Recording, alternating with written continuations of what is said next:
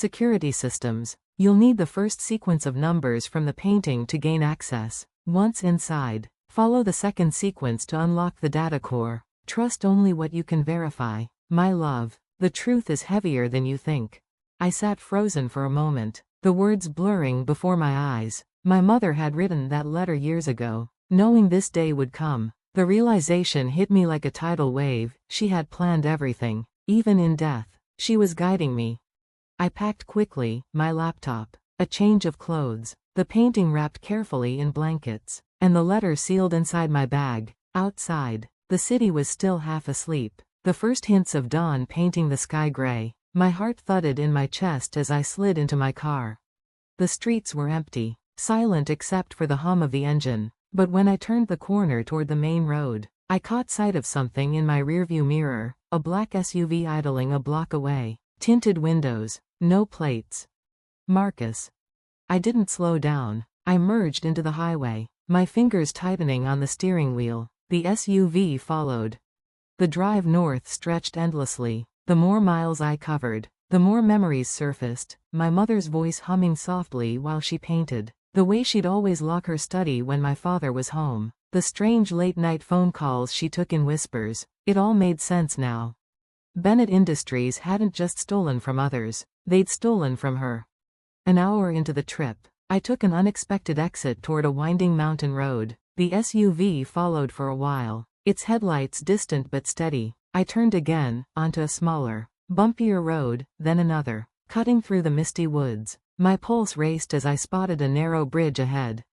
I pressed harder on the gas and crossed it. Just as I reached the other side, I spotted a second dirt path hidden by thick trees. I turned sharply, cutting the headlights, and rolled to a silent stop among the shadows.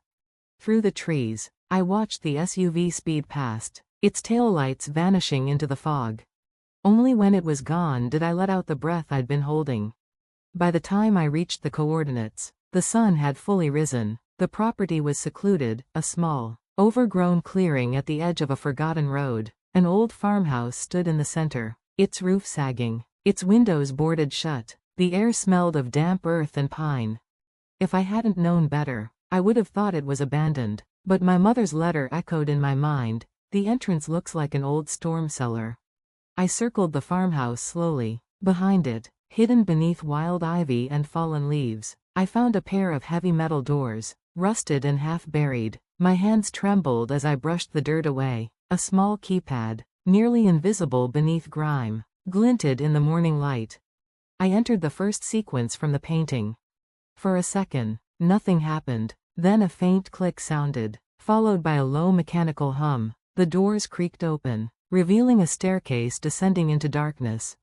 The air that rose up was cool, metallic, and sterile. Not what you'd expect beneath an old farmhouse. My phone's flashlight flickered across smooth concrete walls and motion sensors embedded in the ceiling. The faint buzz of electricity vibrated through the silence. Halfway down the steps, motion lights flicked on one by one, illuminating a narrow corridor lined with steel panels. My mother's voice from the letter whispered in my mind, "Follow the second sequence." At the end of the corridor stood a reinforced door with another keypad. I typed in the next set of numbers, my breath catching when I heard the hiss of pressurized air as the door unlocked. The sight that greeted me left me speechless. The underground lab looked like something out of a science fiction movie, pristine white walls, humming servers, and glass cases filled with prototypes. Holographic blueprints hovered above a circular table in the center, each stamped with a familiar insignia, Bennett Industries. Except, every single one bore my mother's name. Dr. Eleanor Bennett. "Oh my God," I whispered, stepping closer. The patents, the schematics, all of it, belonged to her. She had been the true mind behind the company's success, and my father and brother had erased her from history. On a nearby workstation, a digital archive blinked to life as if sensing my presence. The monitor displayed a folder titled, "The Clarity Protocol." Before I could open it, a voice echoed behind me. "Impressive, isn't it?" I froze. That voice, smooth, confident, hauntingly familiar. I turned. My father stood at the foot of the stairs, very much alive. His suit was immaculate, his silver hair neatly combed, his smile cold, Behind him, Marcus appeared, pale and furious, a pistol glinting in his hand. "Dad?" I whispered, my throat dry. You're supposed to be dead." He chuckled softly. "Death can be useful, my dear. It gives one freedom and leverage. Unfortunately, your mother didn't understand that." Marcus stepped forward, his eyes wild. "You shouldn't have come here, Sarah. You don't know what you're dealing with." I backed toward the console, my mind racing. "You used her," I said, voice trembling. "You built the company on her work, and when she tried to stop you, you silenced her." My father's expression hardened. She was naive. She thought genius could exist without control. But control is everything. I felt the console edge behind me. Slowly, I typed the words from my mother's note: "Activate Clarity Protocol." A low hum filled the room. My father's gaze snapped to the screen. "What did you do?" "Something you can't undo," I said quietly. The lights shifted from white to red. A mechanical voice rang out. "Clarity Protocol activated. Secure broadcast commencing. Transmitting all files to global media and government servers. Deletion disabled." Marcus lunged at me, but the floor shook as metal shutters sealed every exit. Sirens blared above us, and the monitors exploded into a cascade of documents, stolen patents, wire transfers, offshore accounts, every secret they had buried. "You don't understand," my father shouted over the alarms. "This will destroy everything." "That's the point," I said.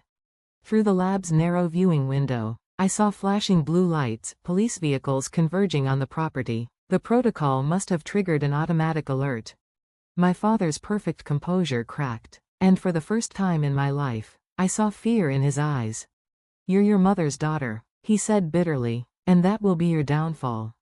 The door burst open, and officers flooded in, shouting commands. Marcus dropped the gun. My father didn't resist as they dragged him away. When it was over, the lab was quiet again, the hum of servers fading into silence. I stood alone amid the wreckage, surrounded by my mother's legacy, her genius, her truth, her vengeance. The painting that had started it all leaned against the wall, its surface shimmering faintly under the emergency lights. For the first time, I noticed something new, a final line of numbers, hidden near the edge, barely visible beneath the brushstrokes. I smiled faintly. Even in justice, my mother left me one last mystery. The security system required the first sequence of numbers hidden within the painting to gain access. My mother had designed it that way, layered with meaning, disguised as art. I packed quickly, my hands trembling as I folded a few clothes into a duffel bag, my laptop, the painting wrapped carefully in blankets, and my mother's letter, all that truly mattered, came with me. As I stepped outside, the cool night air hit my face, sharp with the scent of rain and asphalt. That's when I saw it, a black SUV idling across the street, headlights dim, engine running. Even from that distance, I recognized the silhouette of Marcus in the driver's seat. My pulse quickened. He wasn't done yet. I slid into my car, locking the doors, and started the engine. The sound felt too loud in the silence of the street. I drove off, glancing into the rearview mirror every few seconds. The SUV followed, keeping a precise, menacing distance. The drive from New York to the Berkshires should have been peaceful, but every turn felt like a test of survival.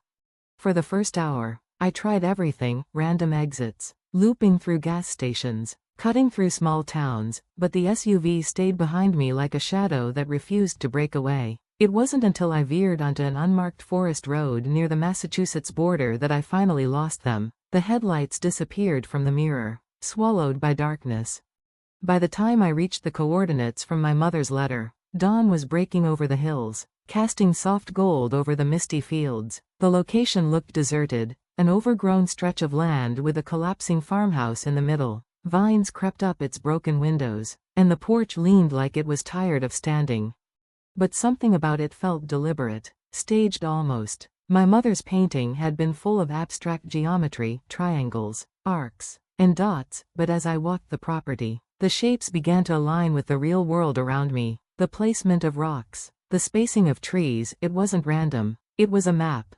Following the pattern, I reached the spot that matched the central triangle in her painting. There, half buried under weeds, were the rusted doors of an old storm cellar. My heart pounded. I brushed away the dirt and found a hidden keypad under a metal flap. When I entered the first numeric sequence from the painting, the locks disengaged with a deep metallic click. The doors opened smoothly, revealing a stairway descending into complete darkness. I took a deep breath and stepped down. Motion sensor lights flickered to life one by one, revealing a long steel corridor. The air grew colder as I descended, the faint hum of machinery growing louder. At the bottom, another keypad awaited, this time requiring the second sequence. When I entered it, the wall slid open with a hiss. The sight before me stopped me cold. It was a laboratory, massive, sterile, and impossibly advanced. White walls gleamed beneath soft overhead lights. Rows of humming computers lined the room, their screens displaying streams of data. Glass cases held prototypes of technologies I instantly recognized, devices, schematics, inventions I had seen under Bennett Industries' name for years. But the labels beneath each one bore a name that sent chills down my spine. Dr. Evelyn Bennett, my mother. I stepped closer, my breath catching. There were hundreds of them, patents, blueprints, and signed documents. Every major breakthrough credited to Bennett Industries had originated here, in her lab. My mother hadn't been a silent partner, she had been the genius behind the empire. Oh my God, I whispered, she built everything. A voice echoed behind me, calm and familiar, too familiar.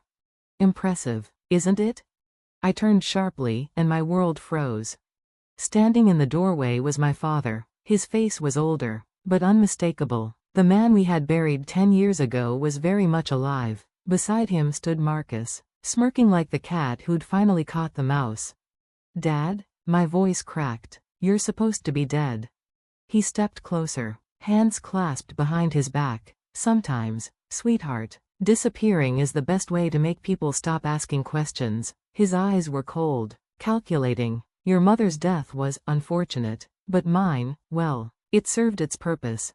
I staggered back, clutching my mother's letter. The will reading, it was a setup. Marcus nodded. We needed you to find the painting. Mom changed all the access codes before she died. None of us could get in, except you. You used me.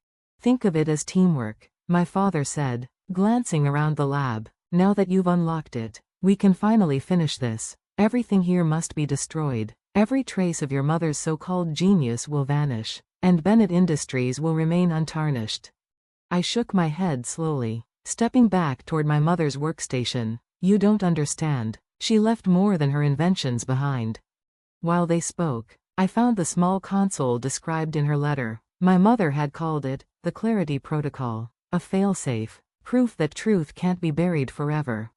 Actually, I said, pressing the final sequence of digits, I think she saw this coming. The lab's lights turned crimson, pulsing with alarm. A robotic voice echoed through the walls. Clarity Protocol activated, broadcasting evidence to all major news outlets and regulatory agencies. Deletion impossible. My father's calm facade shattered. What have you done?